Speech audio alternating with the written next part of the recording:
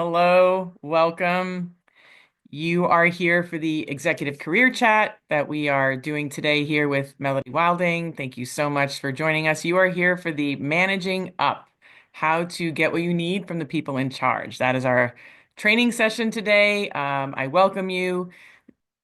Melody, thank you so much for joining us. Melody is the author of I have it, Managing Up, upside down, look at me. Managing Up, How to Get What You Need from the People in Charge, a topic that is absolutely needed, I think, by at all levels, but we're going to talk how it pertains to the executive set today. And before we do that, I know everyone may not know Melody, you may not know me. I'm just going to briefly tell you a little bit about Melody and why I am so excited that she is here with us today. So, Melody Wilding is the author of Managing Up: How to Get What You Need from the People in Charge. And for more than a decade, she has helped smart, thoughtful top performers, hence why you're all here, at the world's most successful companies, including Google, Amazon, JP Morgan. She's helped them get the recognition, the pay, and the respect that they deserve. So that is definitely something that is very relevant today in the workplace. Her work is featured, has been featured in the New York Times, Wall Street Journal, Washington Post, and many other respected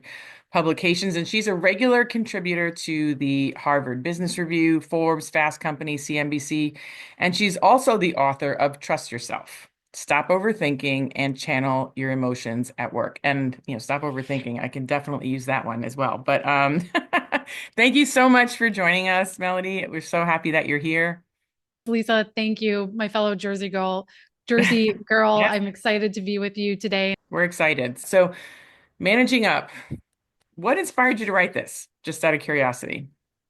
Well, so many things. I mean, we usually teach what we most need to learn. So that is true Oh, for me with both of my books. But the real story, it was for a few reasons. One of them is after Trust Yourself came out. So Trust Yourself came out in 2021. So height of the mhm. pandemic. Right. We all know what was happening then. We had great recession and or great resignation and just so much upheaval. Hmm. And what I would hear from people again and again was, okay, I feel like Trust Yourself gave me the tools to be more confident. I'm more assured in the value I bring to the table. And I've quieted that inner dialogue that I have. But a lot of this falls apart when I have to deal with power dynamics or Right. when I'm facing authority figures. And there's also so much change Hmm. around me. I've been reorged 6 times in the last 2 years, or now I've changed companies and now I don't have a boss who I have good rapport with. So much upheaval, so much change that just left people feeling powerless in many Right. ways to feel in control of their careers instead of many felt like they were at the mercy of the personalities, the situations that were happening around them. And in my programs, every single question that we were getting from our Hmm. coaching clients who tend to be high, mid to senior level folks, I'm sure like many of the people here, director level and above, Right. all of the questions we were getting in some way related to how do I deal with people in power, whether that's my direct manager, it's a Hmm. client at a higher level, it's a cross functional partner, or deal with also manage across to my Hmm. peers. Right. And when you see that pattern again, you know something is there. And so managing up was really, it's the sister book to Trust Yourself in many ways because it Trust Yourself helps you find that confidence in yourself. It helps you master your own inner psychology. But the Right. other side of the equation is we have to be able to navigate other people's psychology. So managing up is all about that. First of all, I think everyone here may have young people in their lives, and this is a very relevant topic, obviously, as you're coming up through the ranks. And, I got it for my daughter. My son's not quite ready for it. But, the goal here is to help senior level people, as you just mentioned. So, what would you say some of the differences are at the senior level, or even, misconceptions, right? So, before we even answer that, I want to commend all of you for coming here because, as Melody's going to elaborate, some of the misconceptions could be like, well, I'm already at the top, there's no more managing up, and I think that's as far from the truth as possible. So let's elaborate about that. Like, what's the executive or senior level difference? combined with some of the misconceptions, I think it's a, an Yeah. answer that happens in both, that we can answer both at the same time. Yeah, so much to unpack here. So, whenever I say managing up, and actually, I would love to hear in the chat when you hear the term managing up, what's Hmm. the first thing you think? What comes to mind for you? Just put a few words or phrases. When you hear managing up, what do you jump to? I'd A love lot to of see some times, interaction. Yeah. yeah, Terrible Doug, manager, that's sucking up. That's a big sucking one. up politics. Yep, Yep. exactly what I figured. Yep. Sandra said promotion. All right, we're getting closer. Jacqueline, communication. Amazing. Yeah, most of us equate managing up with sucking up, right? And that's because most of us came up in our careers at a time where work was very hierarchical. And we've seen in movies, I think of like classic Wall Street or uh, the Wolf of Wall Street, even Right, that sort right. of conniving, the person who's running behind the boss with their coffee spilling all over the place. That's what we think, right? And that is professional people pleasing. That is not managing up. Managing up is many times when we are told to manage up, I'm sure all of you have gotten that feedback at some point during your career. You need to know the stakeholders better. You need to influence without authority more effectively. And then we're given these pithy one liners like, well, Hmm. be more proactive, take initiative, get in people's heads or come with solutions, not problems. Those can be helpful to an extent. They're Hmm. directionally correct, but they Right. break down when the rubber hits the road. And so many times we're told, well, just make your boss happy, right? Just make them look good. That's often what we equate Yeah, managing that's a up to, which definitely is which consistent is very advice. boss Yeah. focused, right? Hmm. It's very much about the other person. But what I argue for in this book and the hill I will die on is that managing up is something you do for yourself. It is not something you do for your manager. It's a nice benefit, a side benefit that it helps them. And yes, if you do it well, will make them look good. But you do this to create the conditions for your own success, to have the clarity, the feedback, the priorities you need, the boundaries, the space, the visibility, the advancement opportunities, Hmm. resources that you need to do your job well. So, this is really about you being the most effective person you can, despite working in an imperfect system with imperfect people, because that's always going to be the case. So, that is the first thing that it is not sucking up.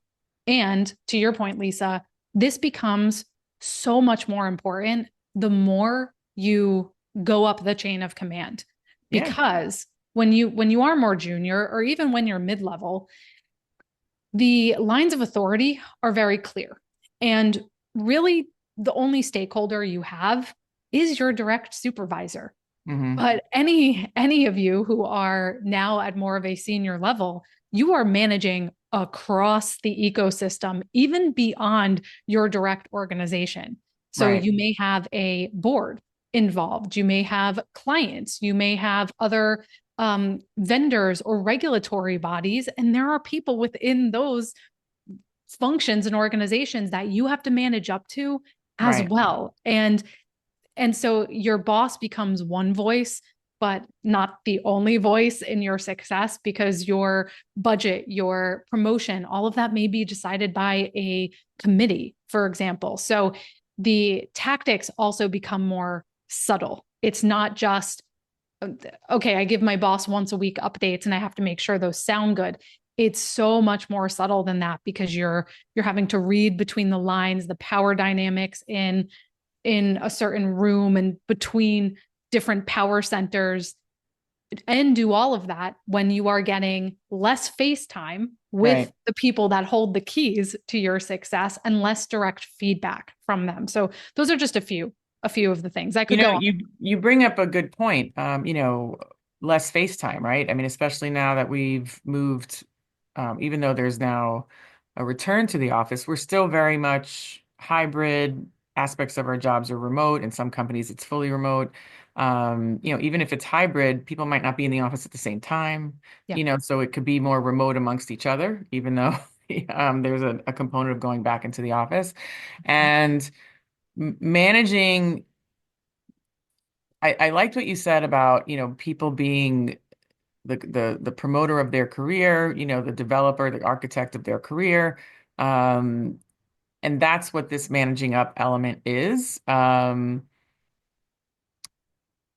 We have to take responsibility for what people know of us. And I know from my end of it, like, I often hear from job seekers that are frustrated. And they've either been passed over or they were released or they didn't get the promotion that they were expecting or the merger and acquisition, they're on the bottom end of it and they're at risk.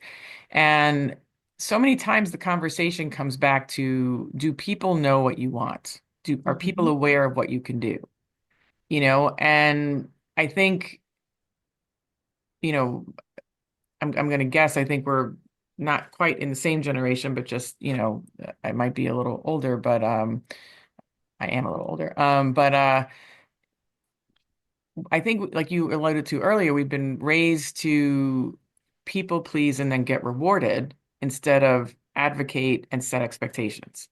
And that to me is what this really is about. And I think anyone here who's frustrated with something at work, you might need resources and you're not getting them. You might need hires and you're not getting them. You might need relationships, suppliers, vendors, clients, and you're not getting access to them.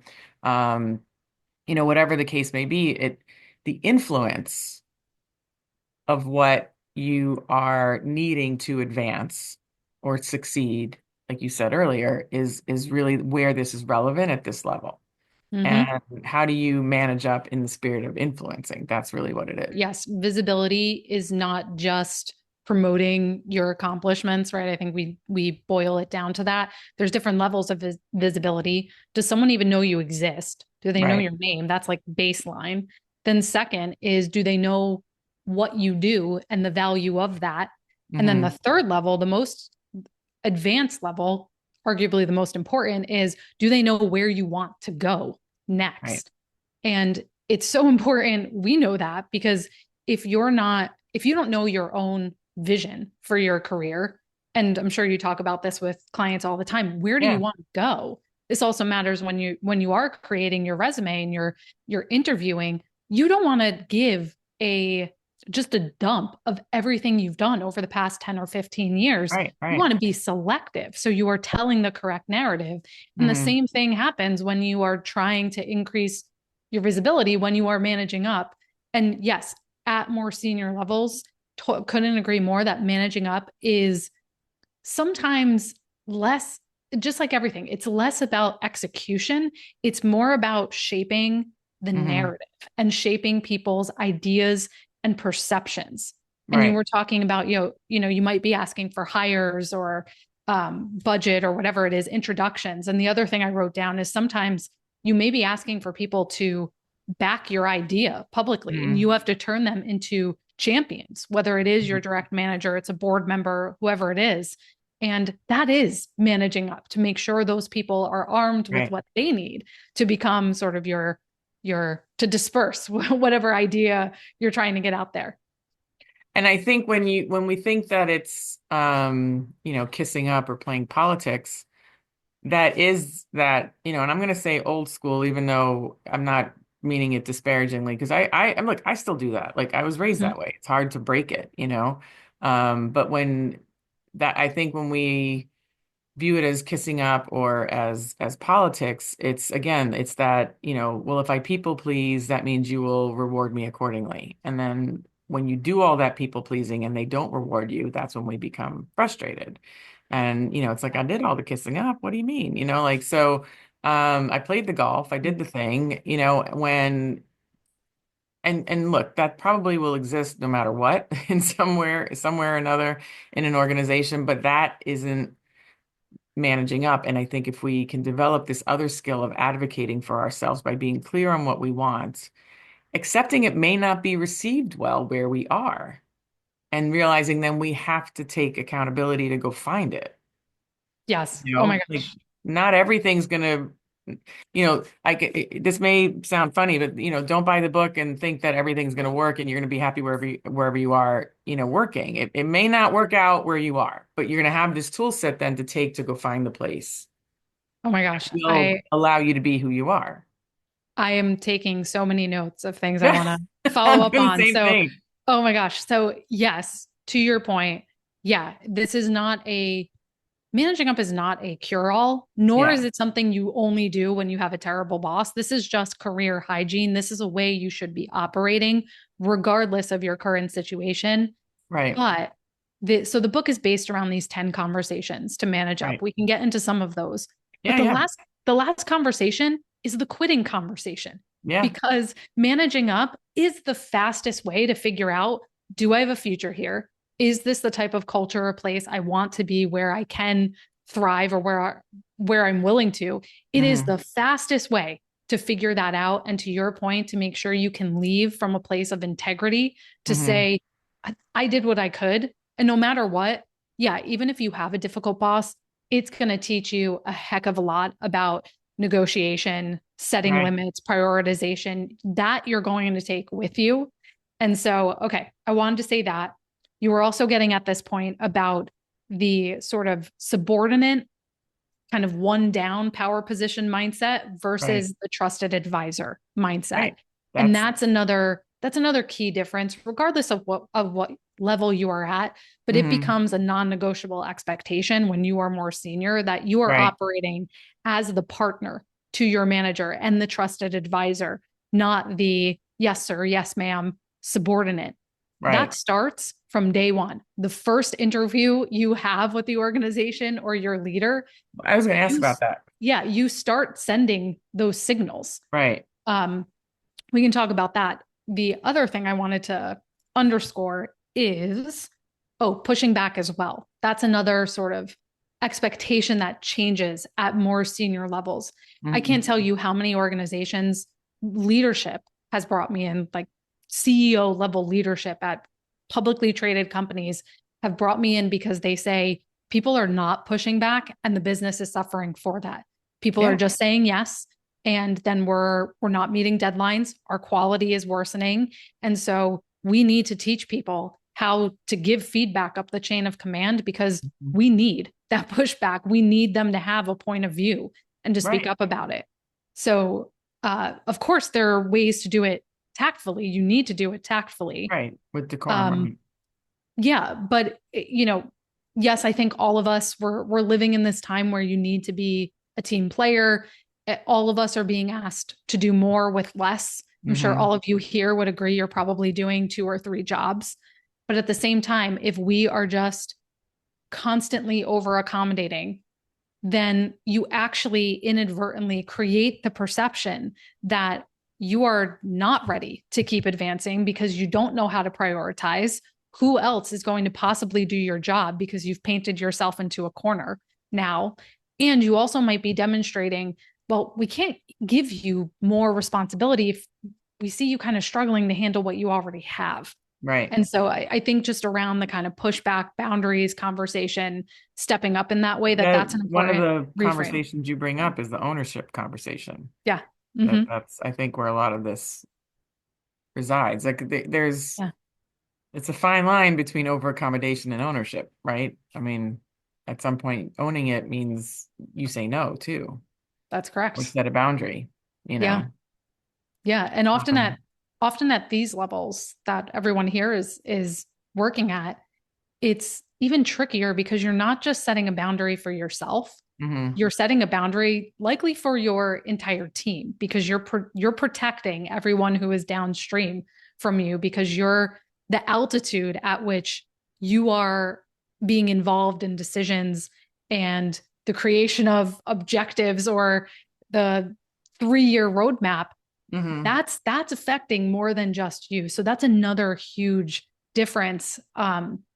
Also just the scope of managing up. It's not just, oh, I don't want to do this task, my bandwidth is spread too thin.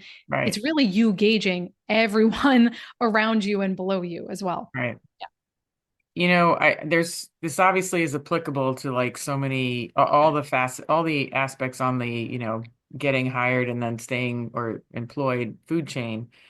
But on I think it's 156. Yeah, 156. There's a line here that really caught my attention, given that we have a pool of job seekers here. It says, using this for mining for unspoken details about the company culture. Mm, And, that, you know, phrase culture fit and, how do you find out about things, that nobody talks about that you only find out about after you're hired? And like, what are some, because I know the conversations you mentioned, the 10 conversations, what are some of the conversations that can help people on an interview mm. unearth some of these scenarios? Because it's one thing to manage a bad scenario once you're in it, but what are some ways that you can look for these green flags or red flags on an interview, using these skills? Yep. Well, let's start with, so we've mentioned the book is based around these 10 conversations to Right. manage up, and that is intentional because managing up is not just, like I said, those little pithy statements. It's a pretty in-depth skill set Mm-hmm. and nuanced skill set. And the 10 conversations are also intentionally structured so that we start with more foundational ones and then we build our way up to more advanced ones. So Right, the right. first two foundational ones, we have alignment and styles. And Okay.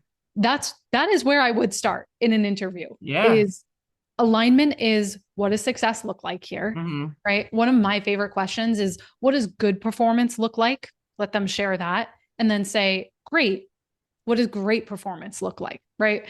And that usually helps unearth some of the more behavioral or characteristics that they're looking for, where, Mm-hmm. well, we need you to meet these KPIs and hire these people and work with the board. But what sets the top performers apart in terms of how they behave, how they show up, the type of Right. attitude they have? So it can help you get under the hood of some of that. Um, and alignment can, even in the interview, be digging into questions like, there are inevitably times where you have conflicting priorities. Would you be willing to walk me through one of those, and how did Mm-hmm. you weigh what to move forward on? So you can hear Right. what types of things are they factor, what is their rationale for that, and does that resonate with you in terms of your values, how you might Right. approach it? It can reveal some of that that's not written or hasn't been spoken so far. Mm-hmm. That's the alignment conversation. The styles conversation, arguably, I think styles is probably the most important chapter in the entire book because it is so foundational. Mm-hmm. And styles, why it is so important is because a lot of angst at work comes from getting aggravated that people are different than us, when, or rather, getting aggravated that people are difficult, right? Why does this person always ask me for so many questions? They followed up with me 5 times. Why can't this person just give me straightforward directions? They're always so vague about everything. Or um, those are just a few Yeah, examples. I yeah, would yeah. actually love to hear in the in the chat some things you've been frustrated about with other people's behavior where you've worked. But what we often perceive as difficult behavior is often just a matter Right. of difference in styles. 100%. Yeah, approach, what we value, our lens through which we view work. And so styles, I'm going to go into this a little bit if that's okay with you, because I Yeah, think yeah, it's no, we have, important. this is what we're here Yeah. for. It's great. Yeah. Yeah, no, thanks for doing it. So in the book, I go into the fact that there's, broadly speaking, 4 different communication styles. Now, Mm-hmm. there's lots of different models for this, DISC and all sorts of stuff. Right, They're right. all based on the same psychological research that has found Mm-hmm. that people, broadly speaking, there are individual differences here, but broadly speaking, our communication styles are based on our level of dominance. How much control do we like to have? How much do we like Mm-hmm. to assert ourselves in a situation, Right, high or low? And then sociability. How much do we value or put emphasis on our relationships and connection with other people, high or right. low? On each of those, you get 4 different types. Mm-hmm. Now, the first type is the commander. Commanders tend to be, they are highly dominant, lower on sociability. So this is the person who is like very direct, will send like a 2-word email and you might wonder if they're mad at you or you piss them off. They are the one who like doesn't really care about consensus. They're they're concerned less with how everyone feels about the situation and more what's going to get them to the result or the outcome. Right. And why I'm mentioning all of this is because you can start picking up on these cues in the interview. How Hmm. quickly does that person talk? Is their pace pretty fast? Are they talking a lot about outcomes, results, beating the competition? We want to make sure we're staying ahead of the curve. Like, what type of language and terminology are they using? What are they Hmm. emphasizing in terms of what they're looking for in the role? Right. So that's a commander. And of course, you can see how if any of you have worked with a dominant type, then you Yeah. know they can be a lot, right? And sometimes they can seem dismissive, but that's just their MO. They're moving quickly. All right. So Right. that's the commander. Then we have the cheerleader, also highly dominant, but high in sociability. So these people, yes, still move fast, Right. but they're more the visionary type. They love possibility because they're more people oriented. They tend to be a bit more preoccupied with perception, reputation, making sure they and the team Collaboration. look Right. good. Right. They tell a lot more stories. So Hmm. this may be the interviewer who, goes on a bit of a tangent about a certain project or something that we're proud about from the last year. They Right. use more of that kind of enthusiastic, a bit more like emotionally positive type Hmm. language. And then we have the caretaker. I would say I'm more dominant in the caretaker side, someone who is low in dominance, actually, and high in sociability. These Hmm. people value stability, harmony. They want to make sure everyone is on board before they make a decision. They need time to think before they act. So, this is the manager who's going to want, questions or going to want to know what you want to cover in your one on ones, for Right. example. And then last, we have the controller. So those are Hmm. people who are low in both dimensions. So low on dominance and low on sociability. They ask a lot of questions because Right. they want to make sure they are very data driven, driven Hmm. by facts. They're oriented around like precision, accuracy, the methodology we're following, the process that we're following. So you can Hmm. start picking up on all of these cues in the interview and um and also this gives you a decoder to also know in your interview questions or even when you get the role, let's be assumptive and positive here that Yeah. you get the role, that you know how to get through to that person. Because the same message that we want to communicate needs to be framed a bit differently for those audiences. Hmm. If you are trying to convince someone to, I don't know, to put through a new like CRM system, the way you position that to a caretaker to say, Hmm. this is going to make sure that we have no interruptions in service Right. and that we keep our satisfaction scores high, very people oriented around like stability, decreasing risk, versus a cheerleader, someone who's like possibility and momentum. And the way you position that ask is going to be totally different. Right. And so starting to pick up on that, starting to adapt even how you frame your interview responses, all of that is really key. And I love that because, and I think it's important to point out there's pros and cons for each category. One is Yeah. not better than the other, one's not Hmm. worse than the other. And all four exist in every company. And the better they can work together, the more productive and harmonious the culture will be. But there's no, I think there's got to be a level of acceptance of who we are and not feel like everyone has to accept us the way we are, versus like you shopping around for the right spot for you, and then decoding. I love that in terms of how do you deliver information based on how people receive it as opposed to the way we want to say it. Hmm. It's like Yeah. small but huge, right? At the same time. Yes. And yes, we want to flex, not fawn, right? We all have our Flex own like not, what was the second word? flex, not fawn, On. Okay. FAWN. Yeah, yeah, So yeah. Okay. flex your style strategically and Hmm. selectively, but don't just like contort yourself to be Right. like that other person. There are sometimes I have to flex into my commander. I have to be direct to the point, Right. not as like, how are you? I hope you are doing well today. I just have to get to the point. Right. Um, and then there are times where the caretaker style is going to be more appropriate, that level of organizational awareness, that level of Mhm. discernment and flexibility, huge, huge asset.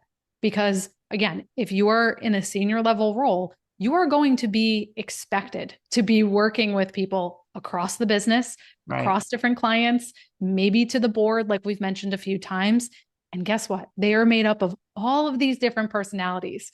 So even if you can speak to that in the interview, Mm. how you navigate this and how you are able to adapt and influence people that have um, different preferences and different viewpoints, Right. it's huge. But yes, you have to know yourself. And um, yeah, it's a bit of a both and, not an either or. Yeah.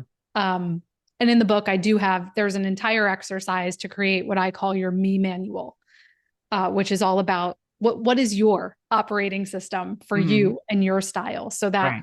you're aware of that. But also, many of you will currently or will work in Hmm. organizations where presenting that to your leader Right. is encouraged and will actually put you in a really good light Right. to go to them and say, hey, I want you to get the best performance out of me possible. Here are some like reflections I've had over the years that have helped me do that. I thought it would be helpful to share this with you.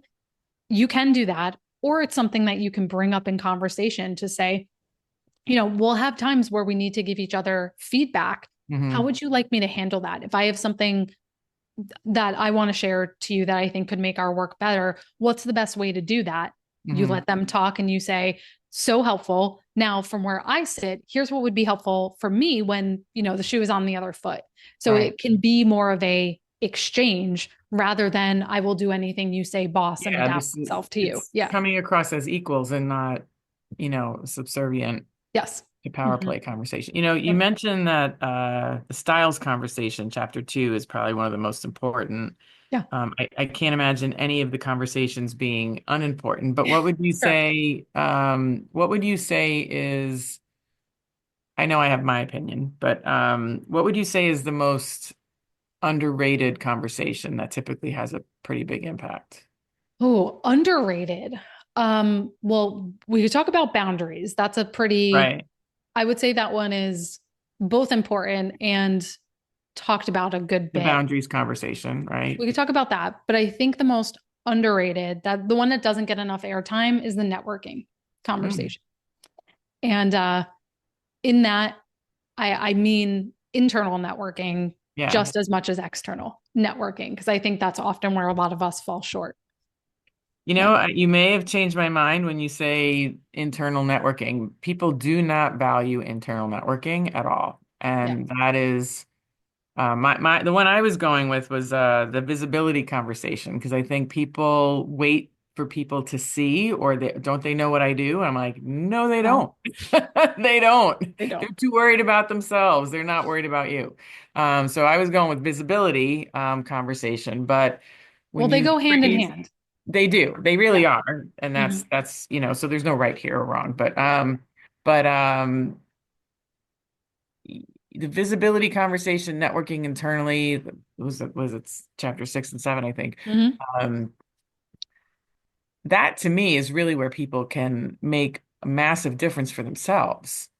It could avoid possibly being laid off. It could be, I see so many people that have like nothing on LinkedIn. They haven't talked to people internally. They haven't updated their resume and, for even internal purposes for years. And the one they send, it looks like it hasn't, they just added to it from the last time they got hired Yeah. 8 years ago. And Hmm. I think there really is a subliminal message that gets told to your internal people that you are not looking. So therefore, they know you're not leaving. Hmm. And so why do you invest resources in somebody who's never going to leave? Whereas if you are setting expectations like, okay, if I hit this goal, can this, next promotion be in line or what would come after that? And they see that you're keeping things updated, you look recruitable, you're managing up, right? And you look the part, they're going to be like, we don't, and if they don't want you to leave, they're going to have to invest resources in you to make sure you don't. So, I see that quite a bit being not valued. And so, how can we turn that around? So Cool. you may have changed my mind on the networking piece. That, That but is, they're hand in hand. I've never seen it that way about you want the word's not threatening, but No, it's not threatening at all. you want to create almost demand for yourself, which Yeah. is so I never put that together. So thank you I mean, for I've actually talked to HR people over the years, I'd say the last 3, 4 years, like really during COVID is when this idea and conversation came about for me. And people said, like, yes, nobody's going to be laid off simply because they, don't have a LinkedIn profile updated or do, but they even worry about the optics of laying people off, right? I mean, we've all been a part of conversations when we hear somebody get laid off and we're like, okay, I kind of saw that one coming. And yeah. then we hear people getting laid off and we're like, what the hell's going on at that company that they laid you off? Mm, Well, those reactions only happen because of what people know of you internally and how you are visible internally. So if they think there's going to be little fallout in laying you off because of the visual brand you put out there, combined with other factors, of course, yeah. they're not going to worry about it. But if they know they have to manage some optics in laying you off, you know, So, maybe, I'm well, just saying. you're How? telling my story because in the very first chapter in the book, the alignment chapter, I actually Mhm. talk about how I was very unceremoniously and surprisingly to me laid off.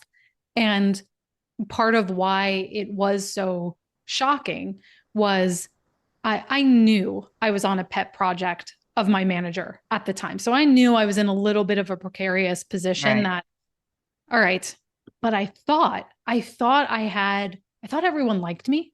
And Hmm. so that if cuts came, I thought I would have someone that would be willing to bring me over to their team. Right. Time came, didn't happen because people liked me, but they didn't know me. They didn't Yeah. know the value I could provide. I didn't have that connection, that rapport with them. I had not had the networking conversation. I had not been intentional about that. And so doing this, it is really important career insurance because you can have an org change like that. Your manager could be gone tomorrow and you have You someone lost new your and you don't, advocate. Right. yeah, you lost your app, right? So I mean, having that, company CEOs change all the time. And then I'm talking to the CMO or the CFO is like the guy who brought me yeah, in is gone.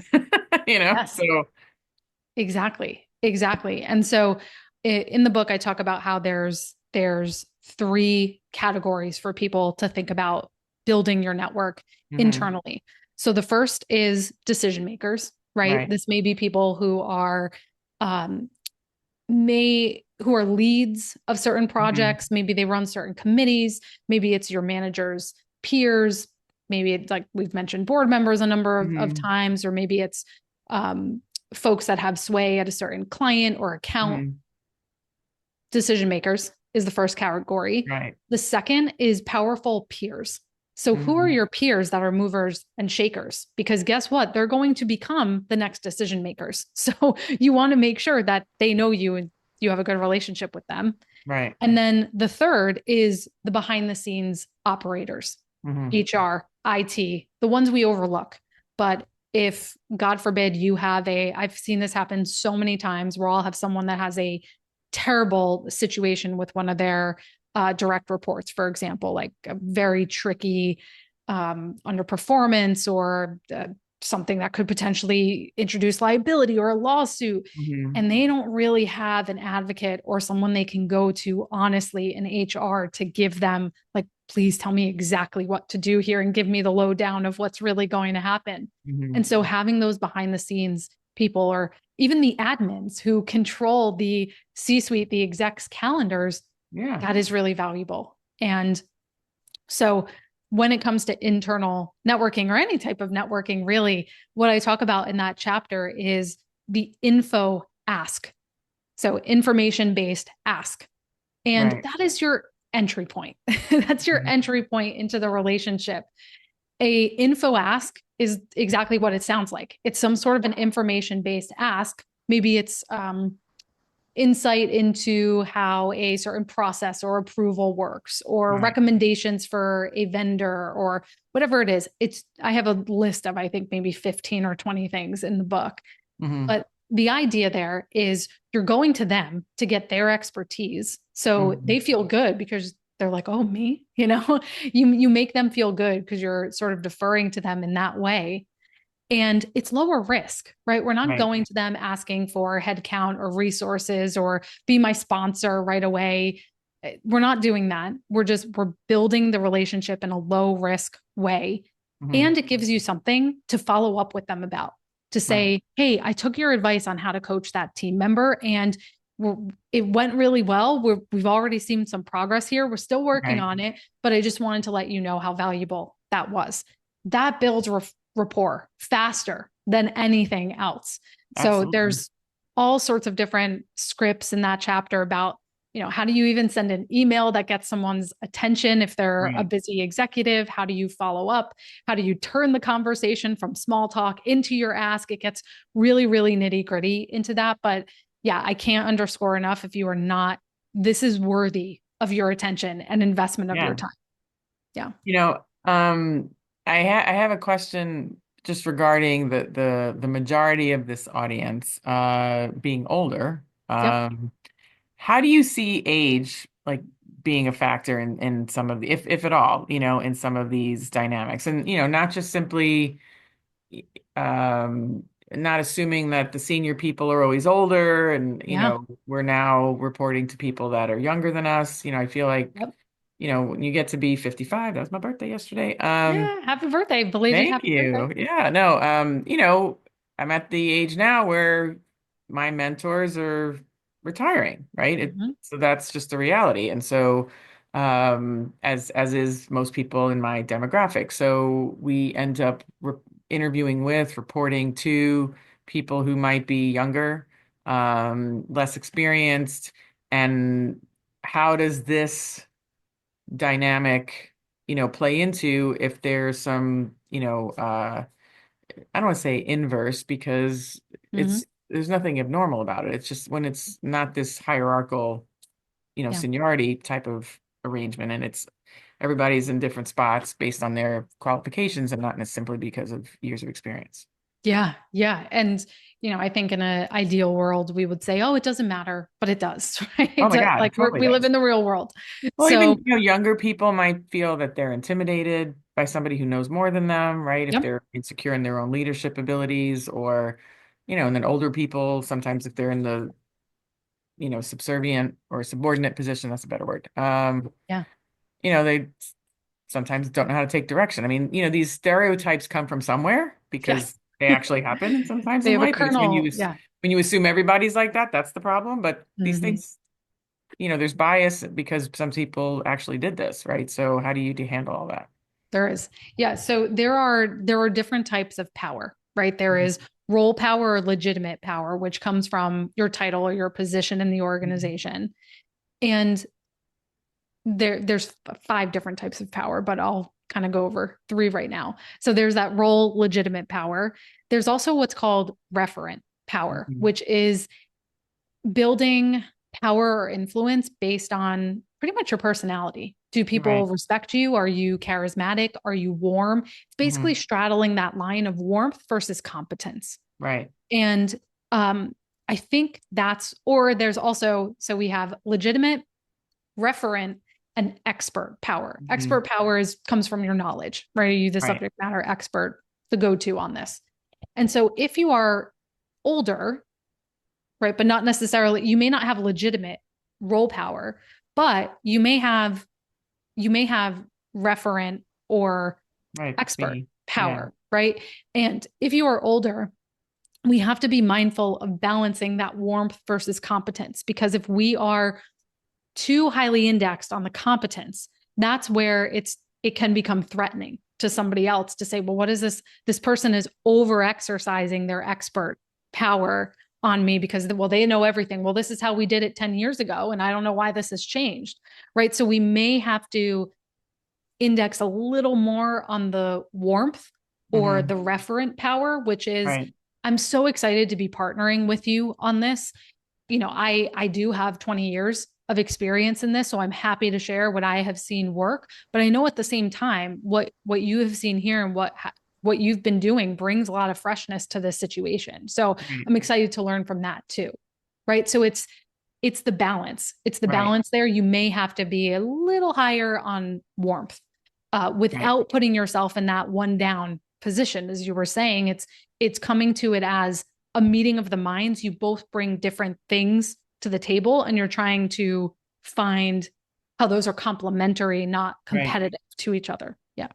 And I think it's interesting because, sometimes, you know, my generation and the generation above, we were raised more readily in that people pleasing, environment. So we tend to try harder to show that we're worthy Mm-hmm. when that is received often by somebody younger as too much expert, right? And it can come across, and even if you're not doing it in Yes. a threatening way, it just comes across in oh my God, like, more is not always better, right? Like it's really about reading the room, and more is not always better, but I see that a lot. Like we want to show exactly how qualified we are, aka please, when in actuality what we're doing is it's the opposite effect. Yeah. Can I give you an example of this? Because this Absolutely. literally came up today as I was Yeah, coaching yeah. someone.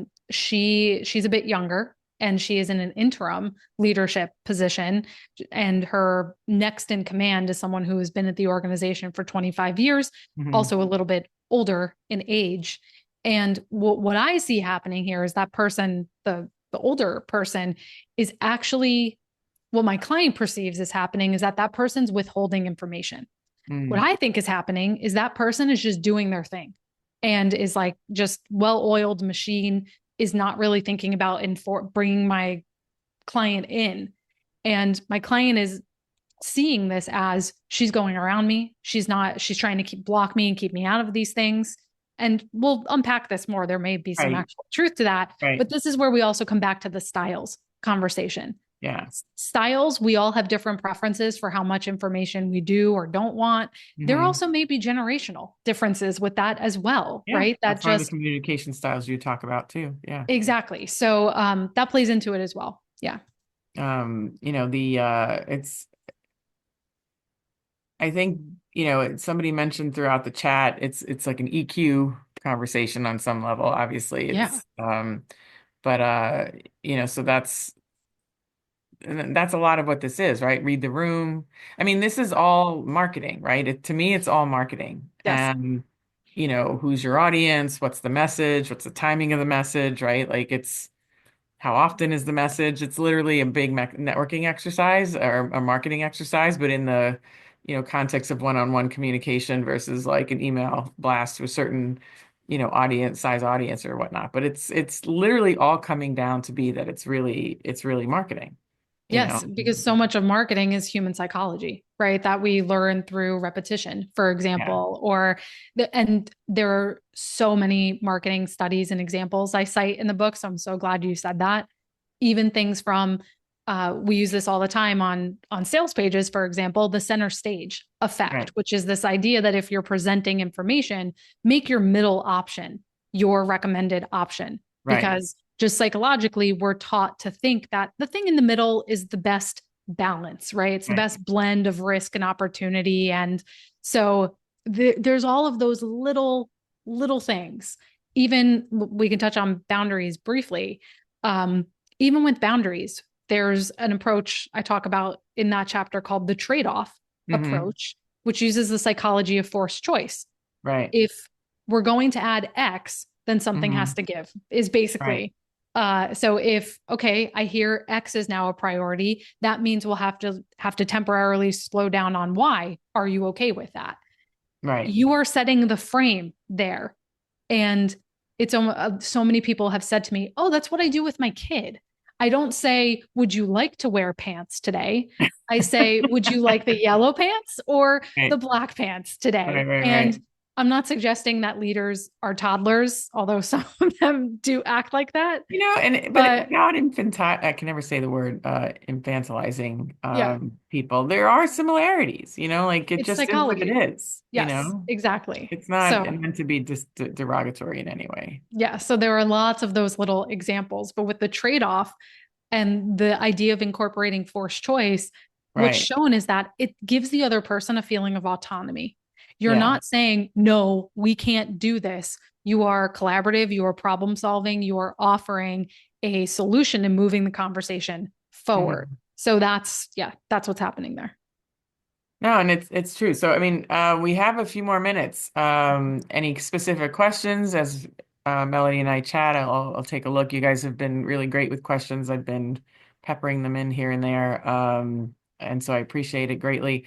What haven't we talked about, Melody, that we should?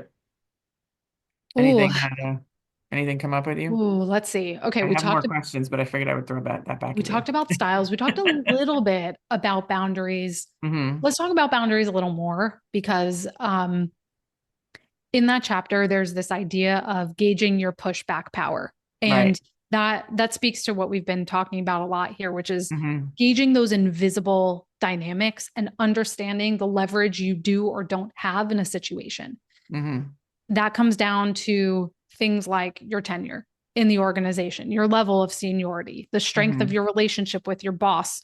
What's the what's what I'm saying? Like, what's the status of the organization? Are you in a Hmm. crisis time? Are you in a Right. time of growth? Growth. The Right. leverage you have to push back looks very different if you have been in an organization for 10 years, you're a VP, and it's a time of relative growth where there's a bit more Hmm. flexibility, everyone's a bit more at ease, versus if you've been there for a year, you're director level, and it's chaos and you've just laid off 10% It's of under a people. crunch. Yeah. Very, very different. And Yeah. so that goes back to kind of reading the room and the environment around you. Now, if your pushback power is on the lower side, I already mentioned the trade-off approach. That's kind of a Swiss Army knife, one you can Hmm. use all the time. But if your pushback power is much lower, or you're having to you're having to set a limit with someone a notch or two above you, the Hmm. conditional yes can be very helpful. So this is saying, yes, I can do this now, but you're setting an expectation or a boundary for the future to say, Hmm. I hear this is important. I know this is for our biggest account. So I'm happy to step in now, but I hope we both understand that I may not always be able to accommodate less than 24-hour turnaround in the future. Hmm. Or yes, happy to step in now, but let's sit down next Tuesday and map out a process so we can anticipate these types of things so it's not a Hmm. scrim when we have to do this again. Right? Right. So it's it's a yes and sort of approach. But again, Right. you're not saying no, you are giving a solution. So that's the key there. And I think what you're I think what I want to reiterate is something you said earlier, and even just what you're saying now, it's setting boundaries. I find that sometimes people get angry when people impose on them, and they're like, why are they doing that? Why are they asking me that? And, I can't say I've been in business now 17 years, and I can't say in the beginning, when people would ask me things, I'd be like, why are they asking me that? And people ask. People like it's our job to say no or to make accommodations or, and we have to own that. And Mm-hmm. if you train people to believe that you don't roll over immediately or you don't acquiesce immediately or Yes. that there is going to be a discussion. The key is to advocate for what you want, realize you may not always get it, and it's not a personal attack, right? Mm-hmm. But I think what's been really great to learn from younger generations is to advocate for yourself. And it's okay. And it's okay to be told no, but then you just go advocate for it somewhere else. Mm-hmm. And, so I think it's, the generations all bring something to the table, obviously. I think there's importance, to cooperating and, sometimes conceding. And Right. then there's, a very important process in terms of advocating for yourself and setting the boundaries, but I think we get angry that people provide the opportunity for us to set a boundary and we would rather not. That We is would such rather a them good not way. ask or not test you that way, right? And I'm That like, is their such a job good is way. to test you. You, if you're This, going to be frustrated for a very long time if you don't learn how to advocate for yourself. yes. And let me say, because I know earlier when I asked how some of you, like, what's your first thing you think when you hear managing up? And some of you said, like, playing the game, Yeah. politics. Here's the thing. I know none of you want to think of yourselves as political operators. And trust me, nothing in this book is going to make you that. My Yeah. specialty is working with people who are highly sensitive, who have high EQ. And so this book is all about how do you do that without losing yourself and turning into a complete a-hole. So just let me put that there. But let me also I say, didn't read one line of your bio that says you were a social worker. So so there you yes, go. that's I right. maybe I should have read it in the spirit That's right. of Um, But here's the thing, we are humans, and humans in organizations, when we are trying to get things done, there will be politics. It is always. naive. Yeah, it is naive, not noble to feel like you could opt out of that. It's Agreed. only going to hurt you, the people you serve, your team in the end. So I'm a big believer. You might agree, disagree with this, but anyone in the chat, I would love to hear it. You have to play the game to change the game. You Absolutely. you It's can got to be play a the little bit of game. both. Yeah, you can play the game in a way that has high integrity, but the only way you are going to get enough influence and sway to Mhm. change how things are done is if you acknowledge the politics around you. So I want to say that, and then the last thing I'll mention, because I know we're just at time, Yeah, is yeah. Lisa, you mentioned this, but I really want to drive it home, that idea of you teach people how to treat you. You teach Agreed. people how to treat you with the way you present yourself, how you set limits or Right. expectations or don't. And so just keep that in mind. I think it's a good takeaway for all of us. Like, how are we teaching people how to treat us right now? And are we That's happy with really that? to me, if there was another phrase, that's what this book is about, really, Yeah. is doing that. So thank you so much. I encourage everyone, get a copy of Managing Up, for people in your family as well as yourselves. It's a life skill. It's not even a work skill. I think it's a life skill. Go to melodywilding.com if you want to read more about Melody's work. Find us on LinkedIn, follow us, connect with us. Thank you so much, everyone. Have a great rest of the day.